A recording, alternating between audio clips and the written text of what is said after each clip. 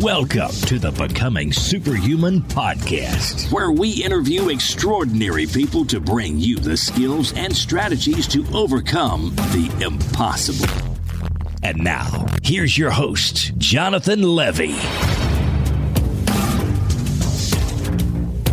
This episode is brought to you by Organifi. You guys, one of the only things that every nutritional expert that we've had on the show seems to actually agree on is that we all need to eat more vegetables, eat more greens, eat organic, cut out all the processed junk. Well, who has the time, right? Who has the time to go out, do the shopping, make the salads, make the juices, make the smoothies? And that's what I love so much about Organifi. Their product is an all-organic green juice. It has all of the nutrients that you need. It tastes absolutely amazing, and it's made by wonderful people who I consider to be personal friends. And as listeners of this show, you guys can actually save 20% on your first order. And all you have to do is go to Organifi.com. That's Organifi.com and use the coupon code SUPERHUMAN at checkout.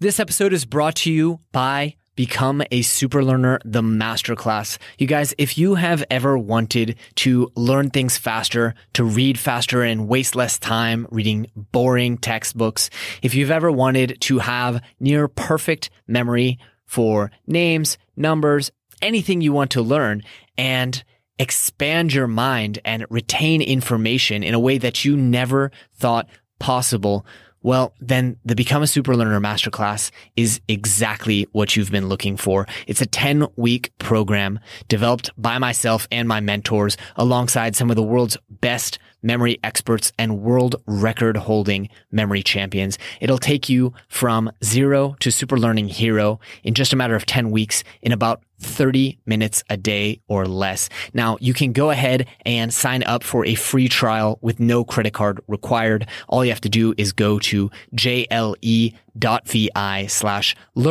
And if you choose to pick up the full course, you will also get an incredible discount for listeners of this podcast only. So please make sure to check it out and support the show. And on to today's episode.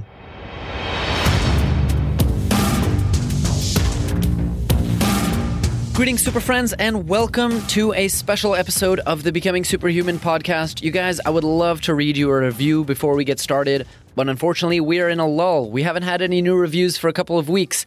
And so I'd love to ask you guys, please do take a moment. If you haven't left a review on iTunes or Stitcher, please do, because in addition to making us feel great and brightening our day and keeping us doing what we're doing, it also helps us get the absolute best guests out there for you guys, because we can show them just how engaged people are with this podcast. So please take a moment, if you haven't already, to leave us a review. On to today's episode, you guys. This week, I want to elucidate an idea, or really a framework, that I've been developing and pondering for quite some time. It's an idea that I have for a certain type of people. Like our former guest and friend of mine, Gretchen Rubin, I really like putting people into frameworks and classifying and helping understand them a little bit better in the way that they think and the way that they live. So this group is a group that I like to call Iceberg People. And in this episode, I will not only explain to you who they are, but also why and how to become one. So, what are Iceberg People? Iceberg People have always attracted me, even before I knew that they existed. In fact, the concept didn't truly become clear to me until a few years back when I made a new friend. Let's call her Pauline. Now, Pauline was by all means a very impressive person from the get-go. She had a great job, a fantastic educational background, and wonderful social skills. Little did I know, however, that just like an iceberg, the visible elements of Pauline's life, as big and impressive as they might be, were a mere fraction of her true grandeur. Over the course of 3 years of friendship, I slowly began to learn more and more about Pauline, her past, and her present. I learned that she'd lived in the developing world for years and survived numerous attacks, diseases, and other close calls. I learned that she spoke numerous languages, had received prestigious awards like the Rhodes Scholarship, and had even set up a massively successful nonprofit in her spare time, which she still managed from across the globe.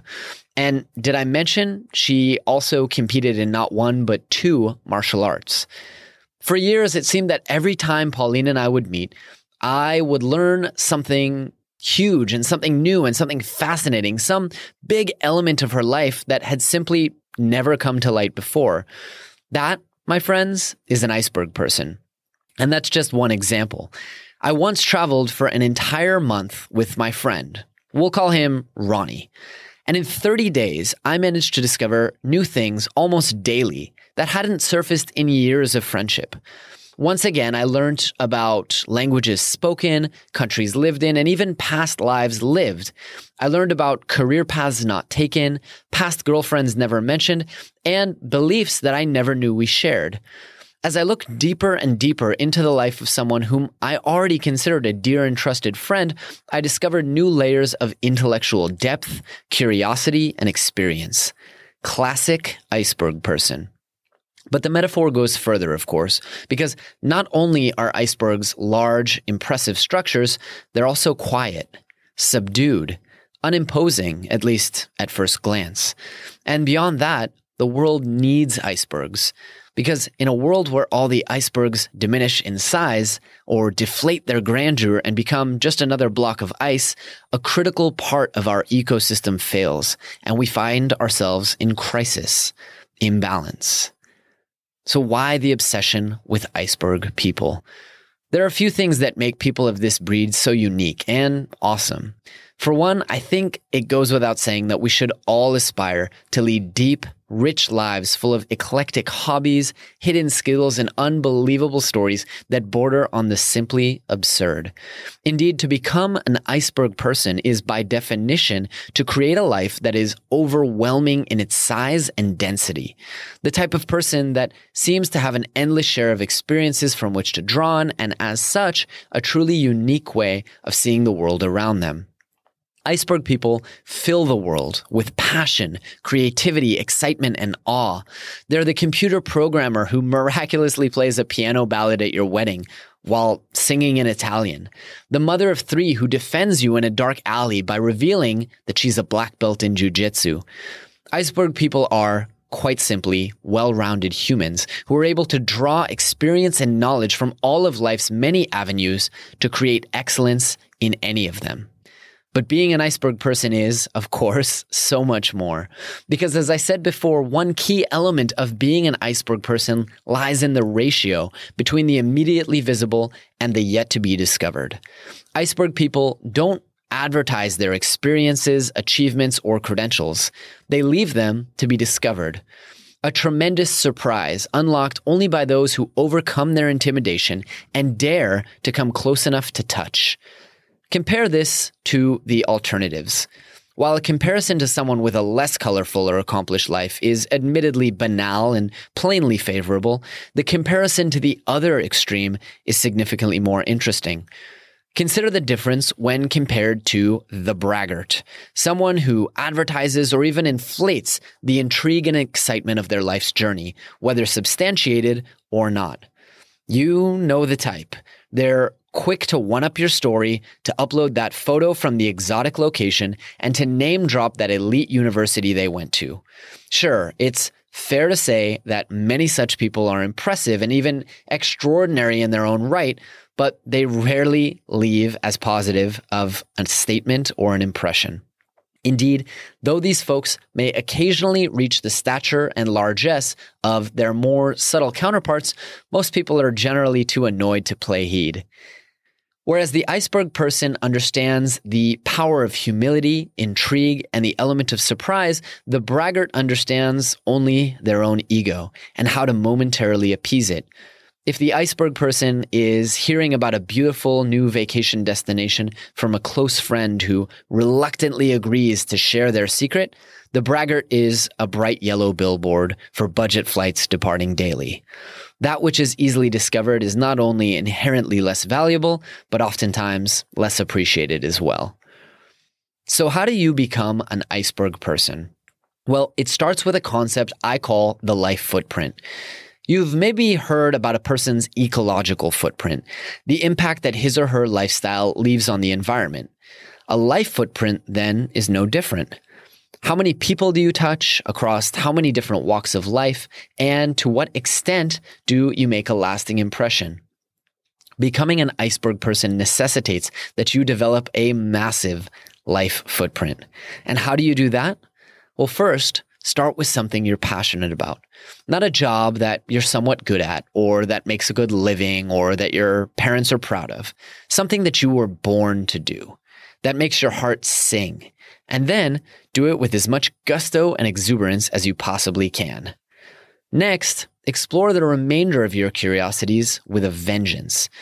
Who among us would readily admit to being so boring, so simple-minded as to have no interests beyond work, friends, and family? And yet in practice, this is exactly what so many people do. We leave the colors in the box, shy away from the unnecessary tangents, and begin painting our lives in black and white. We become a programmer or a doctor instead of becoming a fully formed human being who happens to practice medicine or write code. And sure, there are lots of things to be said for being the absolute best at what you do, to hone in on your craft or field of study and devote yourself to it wholly. But quite frankly, I agree with Robert Heinlein, who famously said, "A human being should be able to change a diaper, plan an invasion, butcher a hog, con a ship, design a building, write a sonnet, balance accounts, build a wall, set a bone, comfort the dying, take orders, give orders, cooperate, act alone, solve equations, analyze a new problem, pitch manure, program a computer, cook a tasty meal, fight efficiently, and die gallantly. Specialization is for insects." So, that instrument you've always admired? Pick it up and start taking lessons. That language you mysteriously are drawn to? Learn it already. And that opportunity to drop everything and move to another country that you know nothing about? Take it, damn it. And finally, learn to seek the path less traveled, even if it's just for a great story. The most wonderful iceberg people I know are those who can step in at just the right moment to guide you through the darkest of times with a perfectly articulated and closely guarded story about the time they spent in a silent Hindu ashram, dancing on the edge of insanity. If you are to become an iceberg person, you'll need a lot of seemingly random hobbies and far-out stories just like these. And sure, all of this will leave people scratching their heads in awe and amazement. But that's not the point. The point is, above all, to develop yourself, to create a self and a life greater and deeper than any cursory glance could ever reveal. And, true to the way of the iceberg person, to do it all for nobody but yourself as you quietly and calmly float through life's journey, untold depths within you, discoverable only to those who truly seek to know. All right, super friends, that is all we have for you today, but I hope you guys really enjoyed the show, and I hope you learned a ton of actionable information, tips, advice that will help you go out there and overcome the impossible. If you've enjoyed the show, please take a moment to leave us a review on iTunes or Stitcher, or drop us a quick little note on the Twitter machine at GoSuperhuman. Also, if you have any ideas for anyone out there who you would love to see on the show, we always love to hear your recommendations. You can submit on our website, or you can just drop us an email and let us know. That's all for today, guys. Thanks for tuning in. Thanks for tuning in to the Becoming Superhuman podcast. For more great skills and strategies, or for links to any of the resources mentioned in this episode, visit www.becomingasuperhuman.com/podcast. We'll see you next time.